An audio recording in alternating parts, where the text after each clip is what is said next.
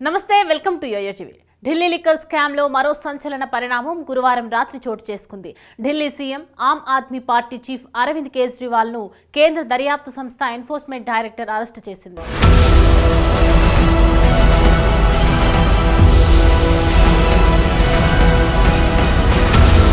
అంతకుముందు ED deputy director Jogender నేతృత్వంలోని 8 మంది అధికారుల బృందం ఢిల్లీలోని కేజ్రీవాల్ నివాసంలోకి వెళ్లింది. ఈ క్రమంలో సెర్చ్ వారెంట్ ను చూపించాలని సీఎం కేజ్రీవాల్ సిబ్బంది అడగగా దానితోనే వచ్చామని ఈడీ అధికారులు బదులిచ్చి లోపలికి వెళ్లినట్లు తెలిసింది. లిక్కర్ కేసుతో ముడిపడిన అంశాలపై కేజ్రీవాల్ కు ఈడీ అధికారులు పలు ప్రశ్నలు సంధించారు. మనీ లాండరింగ్ నిరోధక చట్టంలోని సెక్షన్ 50 కింద ఆయన స్టేట్మెంట్ ను రికార్డు చేశారు. మరోవైపు దాదాపు 2.5 గంటల పాటు నివాసంలో సోదాలు నిర్వహించారు. ఆ తర్వాత కేజ్రీవాల్ ను ఈడీ అధికారులు అరెస్టు చేశారు. ఆ వెంటనే ఆయనను ఢిల్లీలోని ఈడీ ప్రధాన కార్యాలయానికి తరలించారు. కేజ్రీవాల్ కు శుక్రవారం వైద్య పరీక్షలు నిర్వహించి ప్రత్యేక PMLA కోర్టులో హాజరుపరచనున్నారు. తన అరెస్టుపై కేజ్రీవాల్ తరపు న్యాయవాది వెంటనే సుప్రీంకోర్టును ఆశ్రయించారు. రాజ్యాంగంలోని ఆర్టికల్ 32 ప్రకారం రిట్ పిటిషన్ ను దాఖలు చేసిన కేజ్రీవాల్ తరపు న్యాయవాది దీనిపై గురువారం రాత్రే అత్యవసరంగా విచారణ జరపాలని కోరారు. అయితే అందుకు న్యాయస్థానం నుంచి అనుమతి లభించలేదు. దీంతో ఈ వ్యవహారంలో అత్యవసర విచారణను శుక్రవారం రోజు చేపట్టేందుకు టైం ఫిక్స్ చేశారు. ఈ వారంలో శుక్రవారం ఒక్కరోజే సుప్రీంకోర్టుకు వర్కింగ్ డే. శనివారం నుంచి ఈ నెల 30 వరకు సుప్రీంకోర్టుకు వరుస సెలవులు ఉన్నాయి. సుప్రీంకోర్టులో శుక్రవారం విచారణ జరగకపోతే తిరిగి ఏప్రిల్ 1న మాత్రమే అందుకు వెసులుబాటు ఉంటుంది. దీంతో ఈడీ ఆఫీసర్లు ఈ తేదీలను చూసుకునే పక్కా ప్లానింగ్ తో కేజ్రీవాల్ ను అరెస్టు చేసి ఉండొచ్చనే వాదన తెరపైకి వచ్చింది.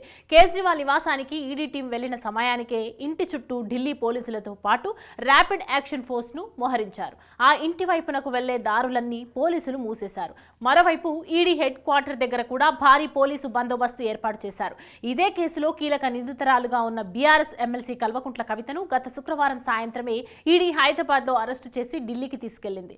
ప్రస్తుతం ఆమె ఈడీ కస్టడీలో విచారణను ఎదుర్కొంటున్నారు. కవిత అరెస్టు జరిగిన సరిగ్గా వారంలోనే కేజ్రీవాల్ ను కూడా ఈడీ అదుపులోకి తీసుకోవడం గమనార్హం.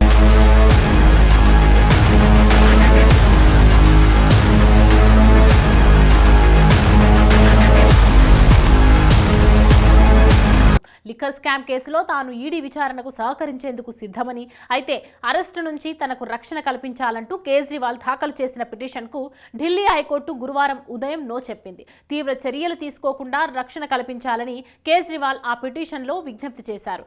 కానీ జస్టిస్ సురేష్ కుమార్ కేట్, జస్టిస్ మనోజ్ జైన్లతో కూడిన ద్విసభ్య ధర్మాసనం మాత్రం ఈడీ అరెస్టు చేయకుండా ఎలాంటి ఉత్తర్వులు ఇవ్వలేమని, ఈ దశలో జోక్యం చేసుకోలేమని స్పష్టం చేసింది. ఈ ఉత్తర్వులు వెలువడిన కొన్ని గంటల వ్యవధిలోనే సెర్చ్ వారెంట్తో 12 మందితో కూడిన ఈడీ బృందం కేజ్రీవాల్ నివాసానికి చేరుకొని అరెస్టు చేయడం గమనార్హం. ఢిల్లీ లిక్కర్ స్కామ్ కేసులో ఇప్పటికే ఢిల్లీ మాజీ deputy CM Manish Sisodia, Rajya Sabha MP Sanjay Singh arrest అయి జైల్లో ఉన్నారు. దర్యాప్తులో భాగంగా విచారణకు హాజరు కావాల్సిందిగా ఈడీ అధికారులు గతేడాది అక్టోబర్ నుంచి 9 సార్లు కేజ్రీవాల్ కు నోటీసులు జారీ చేశారు. కానీ ఒక్కసారి కూడా కేజ్రీవాల్ విచారణకు హాజరు కాలేదు. ప్రతిసారి ఒక కారణాన్ని చూపి విచారణకు గైర్హాజరు కావడంపై ఈడీ అధికారులు అసంతృప్తితో ఉన్నారు. విచారణకు హాజరయ్యేలా ఉత్తర్వులు ఇవ్వాలని కోరుతూ రౌస్ ఎవెన్యూ కోర్టుకు ఈడీ విజ్ఞప్తి చేసింది. దీంతో తమ ఎదుట హాజరు కావాలని కేజ్రీవాల్ కు కోర్టు నుంచి నోటీసులు జారీ అయ్యాయి. ఆ ప్రకారం ఈ నెల 16న కోర్టుకు హాజరు కాగా ఆయన విజ్ఞప్తి మేరకు బెయిల్ మంజూరైంది. ఆ తర్వాత మరోసారి ఈడీ నోటీసులు ఇచ్చింది. కానీ ఆప్ చీఫ్ గైర్హాజరయ్యారు. ఈలోగా అరెస్టు నుంచి రక్షణ కల్పించలేమని ఢిల్లీ హైకోర్టు గురువారం ఉదయం తేల్చి చెప్పడంతో ఈడీ అధికారులు సెర్చ్ వారెంట్తో కేజ్రీవాల్ ఇంటికి వెళ్లారు.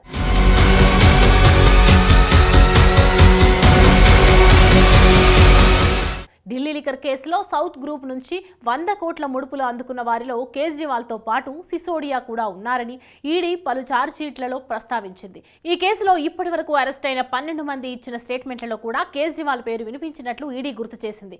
అరెస్టు చేయడానికి ఈడీ సిద్ధమవుతున్నదంటూ స్వయంగా కేజ్రీవాల్ పలు సందర్భాల్లో వ్యాఖ్యానించారు.